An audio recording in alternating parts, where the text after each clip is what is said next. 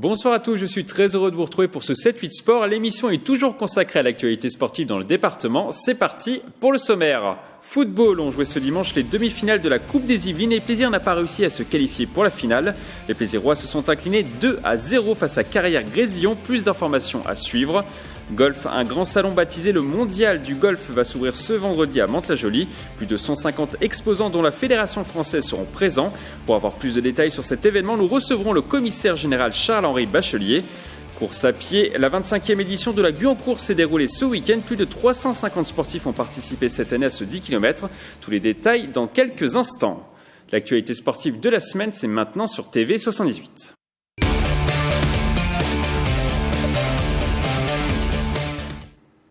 On commence par du football. La Coupe du Monde féminine commence le 7 juin prochain et les Yvelines vont participer à cette grande fête. La FIFA et le comité d'organisation ont retenu Croissy-sur-Seine comme terrain d'entraînement pour 4 équipes nationales. L'équipe de France, l'Afrique du Sud, l'Écosse et la Dream Team américaine vont s'entraîner sur le site à partir du 3 juin. Les équipements avaient déjà été utilisés par l'équipe de Russie pendant l'Euro 2016. On écoute le maire de la commune au micro de TV 78. C'est une surprise, non, c'est la continuation de ce qu'on avait déjà engagé avec l'Euro 2016 et puis l'équipe d'Angleterre l'année d'après qui est venue s'entraîner ici. Donc effectivement, on avait candidaté pour la Coupe du Monde. L'équipe de France est le numéro 1 mondial, l'équipe des États-Unis, oui, ça peut nous convenir, bien sûr. Et ce qui est intéressant, c'est qu'il y aura des entraînements ouverts. Donc on pourra faire profiter nos jeunes sportifs, ils pourront côtoyer des sportifs de haut niveau. Et ça, c'est aussi très important pour moi. La 8e édition de la Coupe du Monde féminine se déroulera du 7 juin au 7 juillet dans l'Hexagone. Des animations seront organisées dans la ville de Croissy-sur-Seine avec notamment la mise en place d'une fan zone derrière le terrain d'entraînement.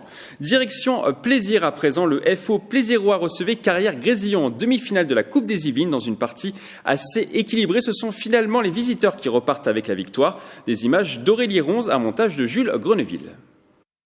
Match à enjeu à Plaisir, le club local recevait Carrière-Grésillon en demi-finale de la Coupe des Yvelines. Après une première période rythmée, ce sont finalement les visiteurs qui ouvrent le score sur un penalty, 1-0. Ce sera le score à la mi-temps. C'est une première période très disputée, forcément une demi-finale, tout le monde a envie de jouer la finale. C'est assez équilibré. On voit que Carrière c'est une équipe solide et qui ont réussi à ouvrir le score sur un penalty, un peu un coup du sort, mais bon c'est le jeu. On a toujours espoir, il y a de la place pour aller gagner ce match. On est deux équipes de la même division et on se connaît, on est capable d'aller les battre. Ouais. Malgré une domination plaisiroise en seconde période, les joueurs n'arrivent pas à conclure et concèdent un second pénalty sur cette action. Les joueurs ne reviendront pas dans la partie, score final 2-0. Très déçu, très déçu. Après c'est le football, hein. On va commencer par féliciter Carrière. Qui a mérité sa qualification. Quand on se qualifie, on le mérite, donc bravo à eux d'abord. On a mis les ingrédients pour gagner ce match. On a eu 45 premières minutes qui étaient à peu près équilibrées. On prend un premier but sur un petit détail. Après, on reste quand même dans le match. Je trouve que la deuxième mi-temps, on a totalement dominé l'adversaire. On a eu pas mal d'occasions nettes. On a touché la barre. Le gardien aussi, il était sur quelques coups. On n'a vraiment pas eu de chance. Pour Plaisir, il faudra espérer un peu plus de chance l'année prochaine pour soulever la coupe. De son côté, Carrière-Grésillon rencontrera le club de Vélizy en finale de la Coupe des Yvelines le 16 juin à Verneuil-sur-Seine.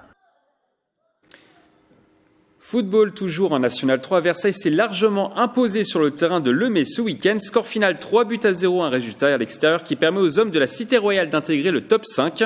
Ils pointent désormais à la 5e place à 4 points du podium de ce championnat.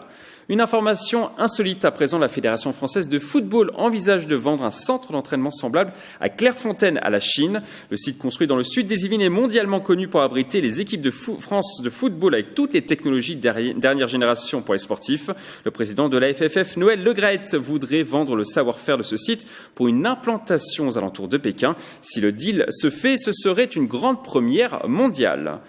Après une large page football, un mot de baseball à présent, mauvaise opération pour les Cougars de Montigny-le-Bretonneux. Les Igny-Montins se sont inclinés 2 fois ce week-end contre les Templiers de Sénart. Ils ont perdu la première partie 8-6 et le second match 5-2.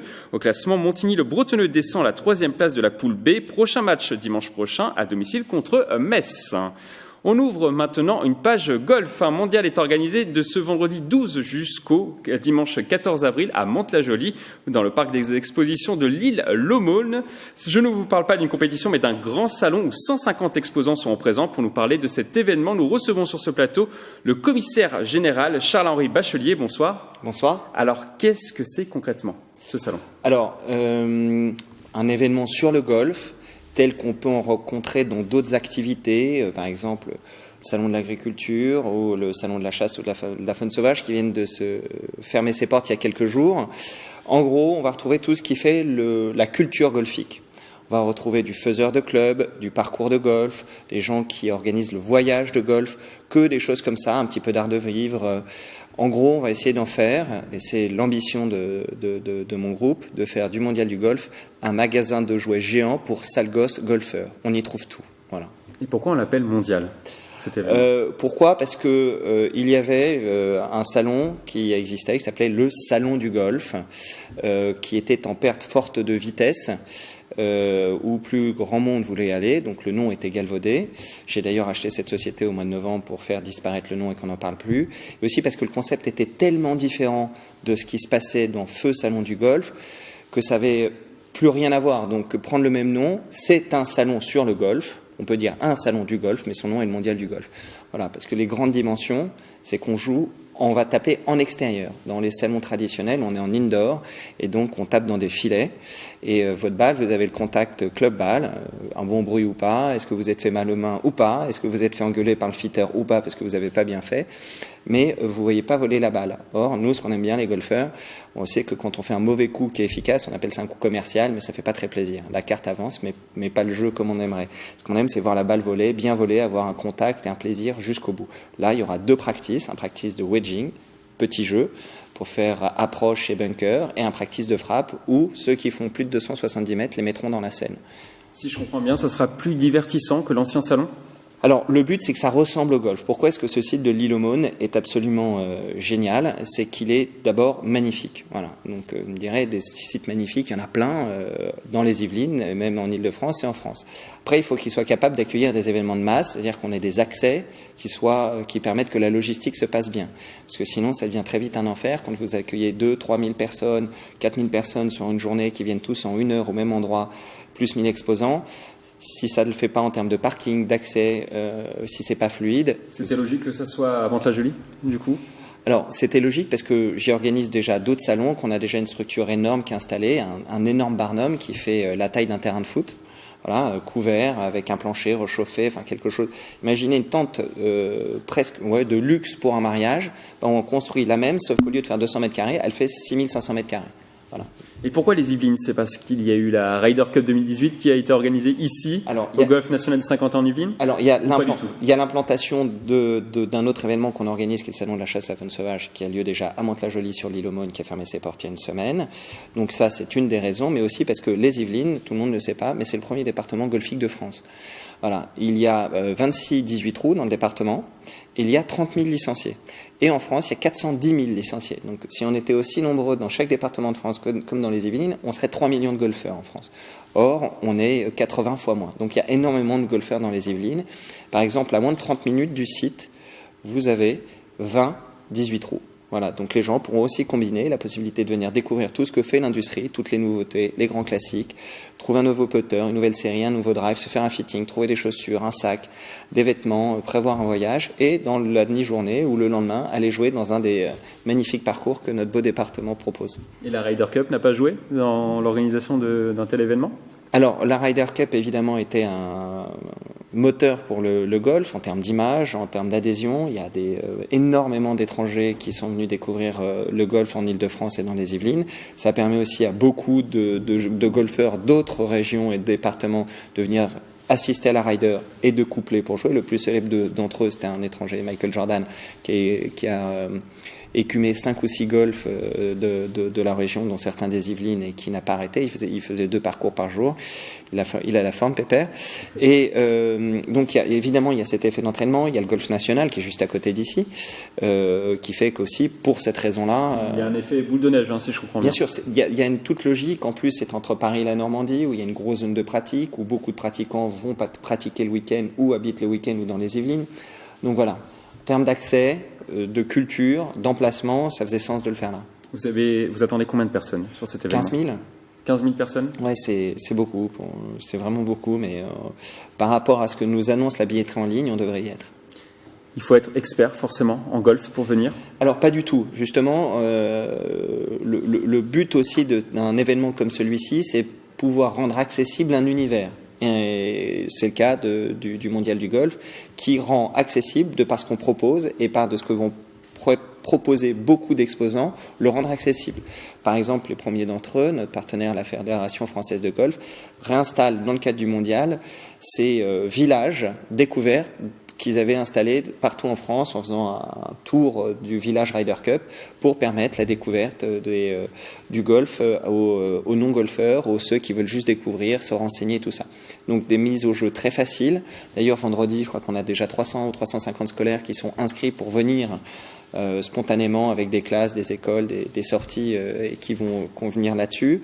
Nous, on a fait ça gratuit pour les moins de 18 ans. C'est aussi pour permettre aux gens et aux familles qui voudraient juste venir découvrir et aux jeunes qui voudraient peut-être avoir l'idée de découvrir ce magnifique sport et ce jeu absolument envoûtant, de passer la porte et de venir au Mondial. Il y a aussi des exposants comme YouGolf qui va proposer par exemple un trou en un pour les non-golfeurs. Ce sera vérifié par rapport à la licence, le nom et le prénom et le numéro de licence. Et pour ce trou en un réservé aux non-golfeurs, il y a une voiture à gagner. C'est quand même pas totalement désagréable. Ça vaut le coup de venir taper une balle et tenter sa chance. Il y a plus de chances de gagner qu'au loto. Dernière question, si on veut venir à ce salon, il reste encore des places? Évidemment, il y a 15 000 personnes qui sont attendues, mais il reste des places. Oui, il y a toujours des places. Il y a une billetterie en ligne sur le site du Mondial du Golf, mondialdugolf.com, ou alors c'est utilisable sur place, au guichet, avec de sympathiques hôtesses qui font des grands sourires. Merci à vous d'être passé sur ce plateau. On vous souhaite bon courage pour l'organisation dans la dernière ligne droite de cet événement. Merci de m'avoir reçu. Et je le rappelle, le Mondial du Golf commence ce vendredi à Mantes-la-Jolie et se terminera dimanche prochain. Après le golf du basket dans le championnat de National 3, Trappes s'est incliné ce samedi à l'extérieur contre Bressuire, le réveil sur le score de 87-83. Les trappistes restent donc à la deuxième place du championnat à une journée de la fin de la saison et ne monteront donc pas en National 2. Dernier match à domicile contre Nantes samedi soir prochain. Toujours en basket, chez les féminines, le Chénet Versailles engrange une 19e victoire cette saison. Les filles de Vinko Bardic se sont imposées 64-58 à l'extérieur sur le terrain de Gravenchonnet. Le LCV 78 reste donc premier de sa poule et attend désormais les play-offs de fin de saison pour savoir si oui ou non l'équipe montera en National 2.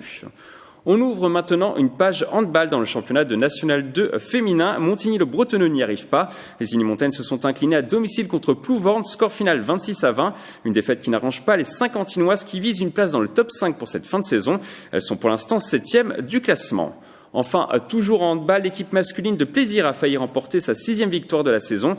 Les hommes de Victor Garriguet n'ont pu faire mieux qu'une égalité face à Strasbourg ce week-end. Le score 28 partout. L'équipe reste premier relégable et devra engranger des points le 27 avril prochain sur le terrain de Bois-Colombes. On prend maintenant la direction de Voisins-le-Bretonneux. Un championnat de France de billard était organisé ce week-end dans la salle du club local, le Billard Club Vicinois. Au total, 16 participants venus de 16 régions de l'Hexagone se sont affrontés pendant 3 jours selon les règles du billard français. On pouvait notamment voir à l'œuvre Pierre Billy, pratiquant à Voisins-le-Bretonneux depuis 20 ans. Une grande joie pour le président du club. La fédération a accepté notre proposition et nous a fait confiance et on en a été particulièrement honorés puisque ainsi que la ville de Voisins et puis quelque part aussi un petit peu sur Saint-Quentin-en-Yvelines, quoi. Ça fait c'est pas le niveau de la Ryder Cup, mais bon, c'est quand même une finale de championnat de France. Pierre Billy du club de Voisins-le-Bretonneux a finalement terminé à la 3e place. Le vainqueur est Xavier Guérin de Draveil. En rugby, très belle opération pour Plaisir. Les Plaisirois se sont imposés contre Arras lors de la 21e journée du championnat de Fédéral 2 sur le score de 59-26. Une bouffée d'oxygène pour le club. Grâce à cette victoire, les Yvelinois remontent à la 9e place du classement. On ouvre une page course à pied. La 25e édition de la Guyancourt était organisée ce dimanche matin. Plus de 350 sportifs se sont inscrits cette année pour la compétition pour ce 10 km. Des images d'Aurélie Ronze à montage de Xavier Gérin. Dimanche 7 avril, Guyancourt, certains se sont levés très tôt pour participer à la 25e édition de la Guyancourt au départ du gymnase des droits de l'homme. Une course à pied de 10 km. Pour l'occasion, certains se sont fixés des objectifs. J'essaie dans la mesure du possible d'essayer de crocher un podium, mais avec l'âge, malheureusement, ça devient de plus en plus difficile, donc je cours plus pour mon plaisir maintenant. D'autres, au contraire, sont moins ambitieux. En dessous de 50 minutes, ce sera bien, après on verra. En dessous, c'est bien, en dessus, tant pis. Pour cette édition 2019, la course recense près de 350 inscrits, hommes et femmes. Je pense que les gens aiment bien ce côté nature au bord de l'eau, en se mettant un petit challenge. Puis 25 ans, c'est le challenge un petit peu de l'année pour pas mal de gens. J'ai mes 10 km à faire, donc je m'entraîne pour faire cette course qui est proche de chez moi. C'est beaucoup de gens qui sont vraiment de la ville nouvelle qui viennent courir. La course a finalement été remportée par Pierre-Étienne Charbonnel. Le sportif a bouclé ses 10 km en 38 minutes et 40 secondes pour sa première participation. Le deuxième est juste à côté, pas très loin. On a fait 10 bornes ensemble et puis j'ai un peu décroché sur le dernier kilomètre, mais bon, c'était très bien. Chez les féminines, c'est la Guyancourtoise Audrey Soulabaille qui remporte la compétition avec un temps de 43 minutes et 57 secondes. Je suis contente d'être la première, voilà. Même si c'était pas forcément l'objectif, c'était juste prendre du plaisir. Pas vraiment d'objectif, juste la terminer. Et, surtout qu'il y a une petite côtelette à mi-parcours qui est assez, qui est un peu casse-pattes. Rendez-vous l'année prochaine pour une 26e édition. Les organisateurs pourraient modifier légèrement le parcours et intégrer de la marche nordique au programme de l'événement. On passe maintenant à notre page agenda.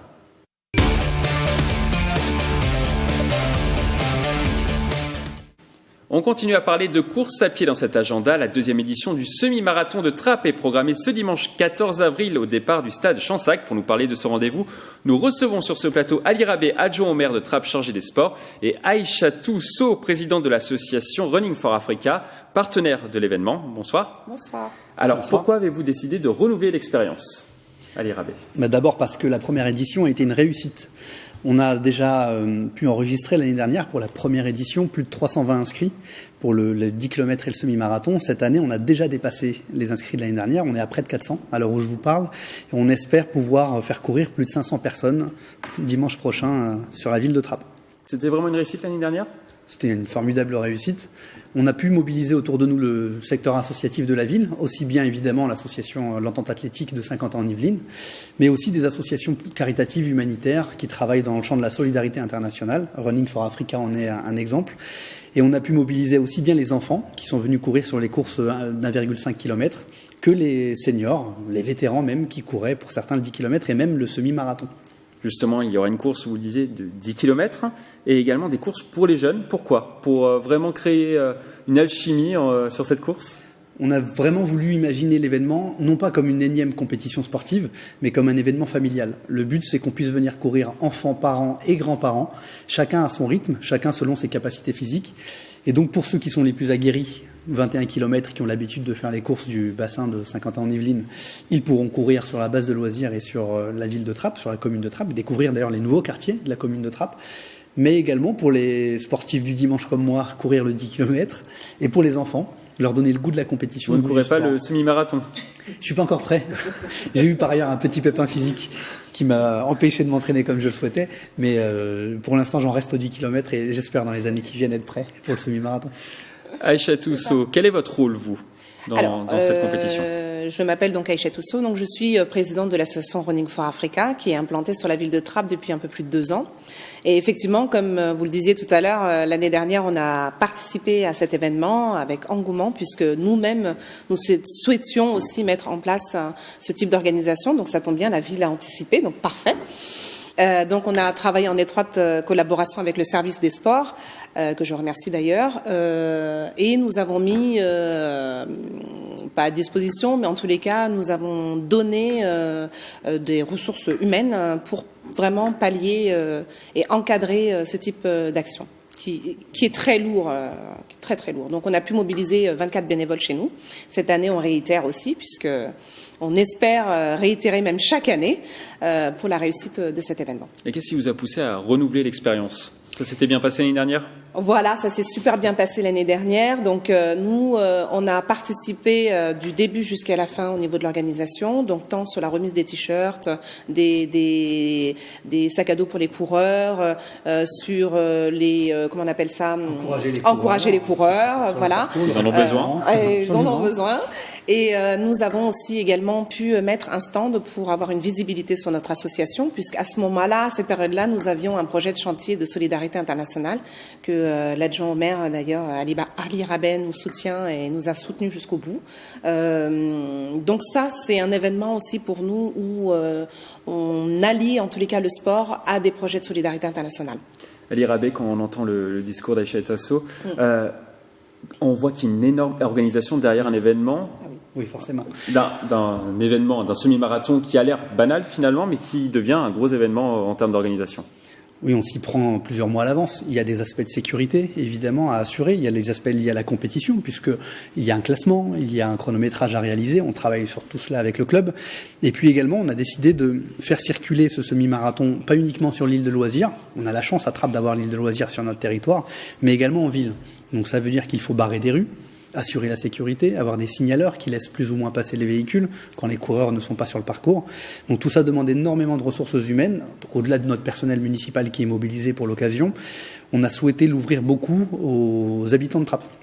Et on a la chance, on est une ville de 30 000 habitants, je le dis souvent, qui regorge d'énergie, de bonne volonté. Et quand on fait un appel à volontaires, on a énormément de personnes qui se présentent. Alors vraiment, j'aurais aimé venir ici avec tous les bénévoles. Ça aurait demandé un très grand studio. C'est ça. Mais on a vraiment des personnes de 80 ans, des personnes âgées qui viennent, qui participent à la remise des maillots.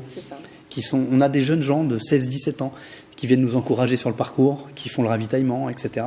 Et on y voit la diversité et la richesse trappiste. Au-delà de l'organisation d'un événement sportif, encore une fois, c'est une fête de la ville de Trappes, une fête familiale où chacun peut trouver sa place. Les sportifs comme les non-sportifs.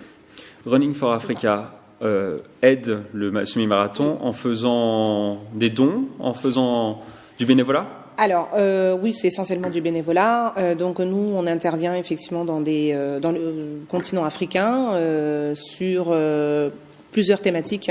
Ça peut être de l'éducation jusqu'à la santé, sur des petits micro-projets. Mais l'objectif, en fait, c'est vraiment de faire participer la jeunesse, de les impliquer sur tous les événements de la ville. Et une course comme celle-ci, la chance que nous avons, c'est que c'est intergénérationnel, et c'est ça qui fait la richesse en fait de cette course. On discute beaucoup, on a pu, les jeunes ont pu eux-mêmes parler de leur propre projet, puisque c'est eux qui portent le projet de chantier de solidarité internationale, et ça les valorise. Donc on a besoin d'avoir des événements comme celui-ci sur la ville de Trappes parce qu'on regorge, comme vous le disiez tout à l'heure, un vivier, un engouement en tous les cas sur toutes les activités de la ville, sportifs, ludiques ou culturelles. Cette fois-ci c'est sportif, mais on est là.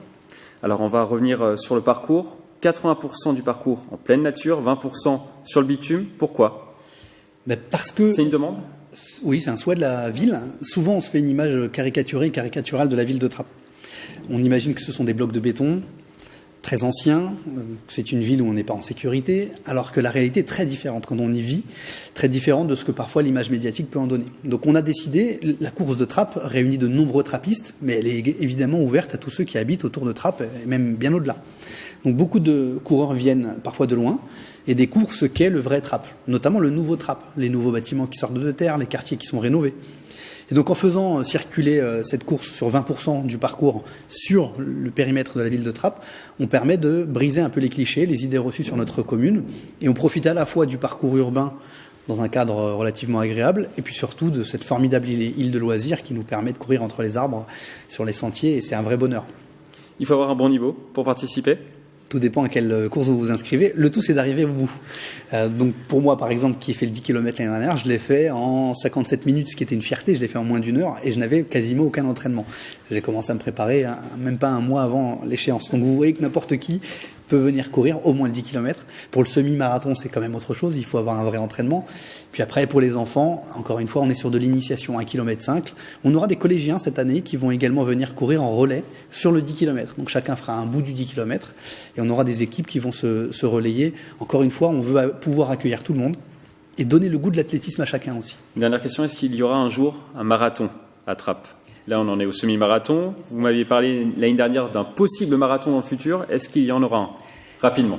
J'en rêve, je pense qu'on le fera, tôt ou tard. On va monter en crescendo en puissance et on atterrira sur le marathon. Et vous n'êtes pas le seul à me le demander, de très nombreux trappistes me sollicitent. Merci d'être venu sur ce plateau. Le semi-marathon de Trappes, c'est ce dimanche 14 avril à partir de 9h. Au programme également ce week-end du football avec le championnat de D1 de district. Guyancourt reçoit Sartrouville ce dimanche. Ce sera le choc de cette 19e journée entre le 3e et le 4e. Deux équipes qui comptent le même nombre de points et qui visent une place sur le podium en fin de saison. Si vous voulez assister à la rencontre, le match est programmé à 15h au stade Maurice Baquet. Il y aura également du football, mais cette fois-ci américain. Si vous passez la région ce week-end du côté de Tours, n'hésitez pas à aller voir le match des Templiers d'Élancourt contre les Pionniers de Touraine. Les deux équipes sont au coude à coude pour la première place de la poule B de deuxième division. Le match s'annonce spectaculaire et il aura lieu ce dimanche. On termine par un rendez-vous. Le lancement a été fait jeudi dernier à Paris. Véronique Chaplin et son équipe ont présenté à cette occasion la 27e édition du Tea Break. Le concept, le rendez-vous sera organisé le 21 mai prochain au golf de la Queue-les-Yvelines et proposera à la fois des ateliers pour les enfants et une compétition de golf avec des stars. La soirée se terminera par une vente aux enchères afin de récolter des fonds en faveur de l'association SOS Gazelle. On écoute l'organisatrice Véronique Chaplin. Une cinquantaine de champions attendus et cette année un focus sur les jeunes puisqu'on va avoir 7 ou 8 ateliers différents et tous les champions qui jouent au golf ont vraiment insisté pour cette année par être part entière sur les Olympiades et les ateliers. Donc ils joueront au golf le matin et ce qui fait que l'après-midi je pense qu'il va y avoir une sacrée ambiance entre les champions encadrants, les jeunes des Yvelines et tous les golfeurs qui vont venir. C'est la fin de cette émission. Merci de l'avoir suivi. Très belle soirée sur TV 78.